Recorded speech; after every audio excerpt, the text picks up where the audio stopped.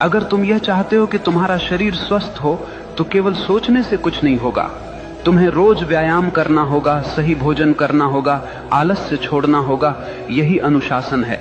अगर तुम यह चाहते हो कि तुम्हारा जीवन ज्ञान से भरा हो तो केवल यह चाहना कि काश मैं बुद्धिमान बनूं बेकार है।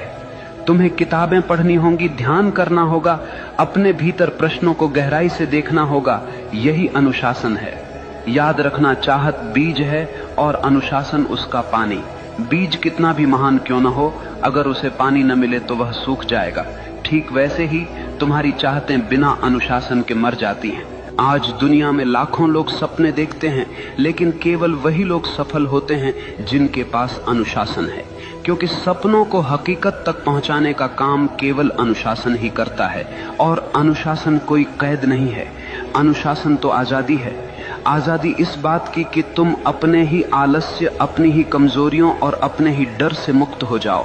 देखो, एक नदी जब तक बह रही है वह जीवन देती है, लेकिन वही नदी अगर बिखर जाए, फैल जाए तो केवल कीचड़ बन जाती है।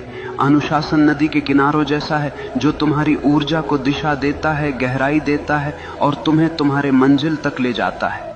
इसलिए अगर तुम सच में वही बनना चाहते हो जो तुम चाहते हो तो केवल चाहने से कुछ नहीं होगा। तुम्हें अपने जीवन में अनुशासन की आग जलानी होगी। हर दिन, हर क्षण अपने लक्ष्य के लिए समर्पित होना होगा।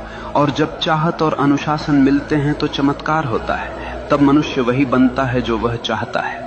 मनुष्य वही बनता है जो वह गहराई से चाहता है। लेकिन याद रखना, यह जीवन कोई खेल नहीं है, यह तुम्हारी चेतना की यात्रा है। अगर तुम अपने भीतर नीच विचार रखोगे तो तुम जीवन को नरक बना लोगे, और अगर तुम अपने भीतर ऊंचे विचार, गहरी चाहत और अनुशासन रखोगे तो यही जीवन तुम्हें स्वर्ग बना देगा। सवाल यह नहीं है कि दुनिया तुम्हारे खिलाफ है या साथ में है, सवाल यह है कि तुम अपने साथ हो या नहीं। अगर तुम अपने विचारों, अपनी चाहतों और अपने अनुशासन के साथ खड़े हो तो दुनिया की कोई ताकत तुम्हें रोक नहीं सकती। याद रखना, भाग्य बाहर से नहीं आता, भाग्य तुम्हारे भीतर से जन्म लेता है। जैसे तुम सोचते हो, जैसे तुम चाहते हो, जैसे तुम जीते हो, वही तुम्हारा भविष्य बनता है।